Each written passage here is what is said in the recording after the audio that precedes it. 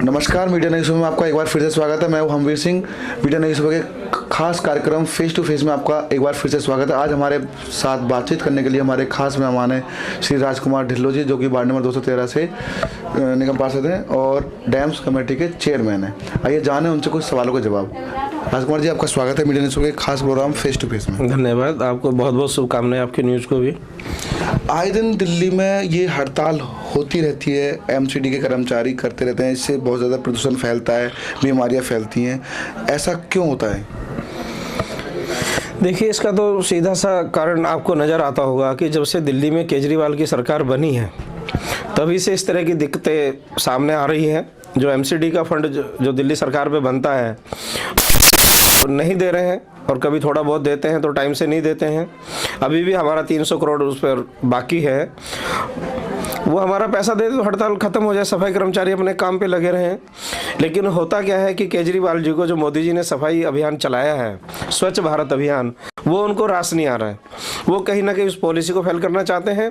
फिर दूसरा, अभी 1.25 साल बाद दिल्ली में एमसीडी के चुनाव हैं, तो उनको लगता है कि तुम एमसीडी का फंड रोकोगे तो एमसीडी फेल हो जाएगी, क्योंकि एमसीडी में भारतीय जनता पार्टी की सरकार है तीनों निगमों में। तो भारतीय जनता पार्टी की सरकार फेल होगी क्योंकि वो पैसा रोकेगा, विकास नहीं हो पाएंगे, सफाई नहीं हो पाएगी, कर्मचारी बार बार हड़ताल पर जाएंगे। तो उनको लगता है कि तुम निगम में आ जाओगे, जब चुनाव लड़ेंगे तो निगम में वो आ जाएंगे। ऐसी उनकी गलतफहमी है। गलतफहमी जनता उनको 2 बार आजमा चुकी है। वो जिस तरह के वायदे करके आए थे कि हम बिजली फ्री देंगे, पानी फ्री देंगे, इस तरह का वायदा उनका कोई भी खरा नहीं उतरा पब्लिक के बीच में। जनता उनको नकार चुकी है समय में, क्योंकि जब से ये आया है तो जब से तो दिल्ली में बिल्कुल अराजकता की माहौल है। एक तरीके से तराही तराही इन्होंने दिल्ली में करा रखी है, कुछ भी ठीक नहीं चल रहा है। और इनके आने से दिल्ली लगभग 15 साल पीछे चली गई है। तो ये बहुत गंदी राजनीति कर रहे हैं। पता नहीं कौन सा नाटक, कहाँ ट्रेनिंग लेकर के ये आते हैं। आए दिन ये कुछ ना कुछ नया तरीका मीडिया के सामने लेकर के आना और छाए रहना। जनता के लिए कुछ नहीं सोच रहे हैं। मैं इनसे पूछना चाहता हूं कि जो अरबों रुपया जो विज्ञापन पर ये खर्च कर रहे हैं, विज्ञापन पर, अगर ये सच्चे काम करने वाले इंसान हैं, पब्लिक के बीच में काम कर रहे हैं जनता के लिए, तो इन्हें विज्ञापन की क्या जरूरत है? इस विज्ञापन के पैसे को अगर ये एमसीडी को देंगे, जिन गरीब लोगों की इन्होंने पेंशन रोकी है, विधवाओं की, विकलांगों की, वृद्धाओं की, उस पेंशन को ये पैसा अगर दे देंगे तो पेंशन उनको मिलेगी, तो इनका तो ऑटोमेटिक प्रचार होगा ना। लेकिन ओछी राजनीति कर रहे हैं, उनकी बद्दुआ ले रहे हैं। जो बेचारे गरीब लोग हैं, विकलांग हैं, विधवा हैं, वृद्धा है, उनकी हाय तौबा ये ले रहे हैं। उनको पैसा नहीं दे रहे, लेकिन ये अपना विज्ञापन कर रहे हैं, कुछ छोटे छोटे काम, और झूठा प्रचार भी अपना दुनिया भर का कर रहे हैं। पीछे आपने देखा होगा इतने अफसर गिरफ्तार हुए, इतने पे केस हुआ, ऐसा कुछ नहीं था। आरटीआई में सारा कुछ खुलासा हुआ था। तो ये लोग झूठ बोल करके, नोटंकी करके दिल्ली सरकार चला रहे हैं। जनता इनको समझ चुकी है। एमसीडी में ये आने वाली नहीं है, कुछ भी ये करें।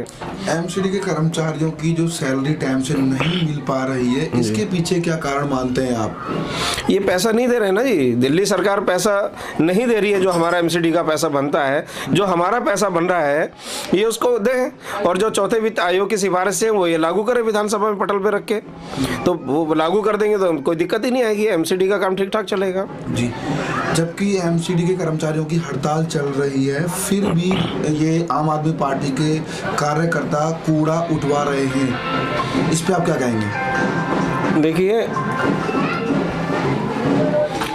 मैंने कहा ना कि नौटंकीबाज हैं, नौटंकी कर ही रहे हैं, और ये जो कर रहे हैं ये ठीक नहीं है। सफाई कर्मचारी 4 महीने से भूखा बैठा हुआ, उनके बच्चे 4 महीने से भूखे बैठे हुए, उनको रोटी नहीं मिल रही, बच्चे स्कूल नहीं जा पा रहे, वर्दी नहीं मिल पा रही है।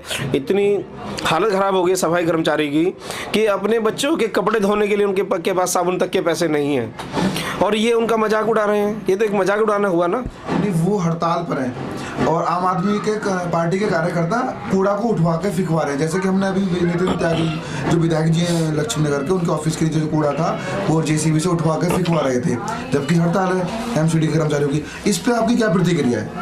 ये गलत है ना जी, ये तो बहुत ही ज़्यादा गलत है। मैं एक चीज़ आपको कहना चाहता हूँ। अभी मनीष सिसोदिया जी कह रहे हैं, इनकी केजरी की सरकार पूरी कह रही है कि हम सफाई कर्मचारी का हड़ताल पर जाता हम इनका अल्टरनेट ढूंढेंगे कुछ।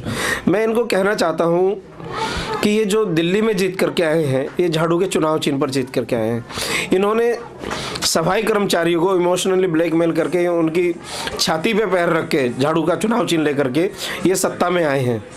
और आज यही केजरीवाल सरकार उस सफाई कर्मचारी की झाड़ू छीन लेना चाहती है, उसको बिल्कुल घर पे बैठाना देना चाहती है। सैलरी तो उनकी रोक ही रखी है, अब उनका झाड़ू भी दम पर वो जीत करके आए हैं। तो ये कौन सा इंसाफ है? तो जनता इनको समझ रही है, बैठा देगी घर पे आने वाले समय में। अभी मनीष जी का कहना है, सिसोदिया साहब का, कि ये जो बार बार हड़तालें हो रही है एमसीडी में, हम इसका विकल्प निकालेंगे। इस पे आपकी क्या प्रतिक्रिया है? नहीं, विकल्प अगर वो निकालेंगे अच्छी बात है ना जी। विकल्प वो निकाले जो ऐसा बनता है वो दे हमें बराबर, और जो चौथे वित्त आयोग की सिफारिशें वो लागू करें। विकल्प तो अपने आप निकल जाएगा। जब सफाई कर्मचारियों को, प्रत्येक कर्मचारी को समय पर सैलरी मिलेगी तो उनको कोई दिक्कत नहीं आएगी। वो हड़ताल पे क्यों जाएंगे? तो यही अल्टरनेट है इसका। अगर इसका कोई राजनीतिक अल्टरनेट ढूंढना चाहते हैं, और मुझे लगता है राजनीतिक अल्टरनेट वो ढूंढेंगे, क्योंकि मैंने कहा नहीं, ये सरकार नौटंकीबाज है, मीडिया में छाने के लिए उल्टे सीधे काम ये करती रहती है। तो अगर उन्हें नौटंकी करनी है तो कुछ भी करें।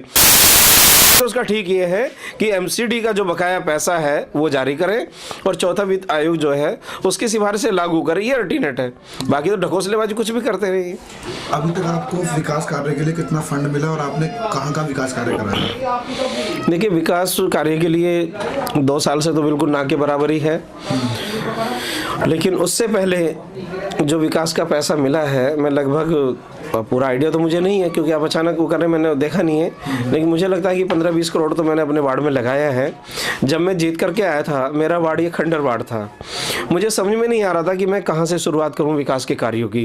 रोड सारे टूटे हुए थे, जर्जर हालत में थे। साइकिल वाला तो क्या, पैदल चलना भी दूभर था। सारे पार्कों की स्थिति खराब थी, नाले ढके हुए नहीं थे, टूटे फूटे नाले थे सारे। तो मैंने आकर के सबसे पहले 2.5 करोड़ की लागत से सारे अंदर के रोड एस्कारपेट कराए, जो आज तक भी चल रहे हैं।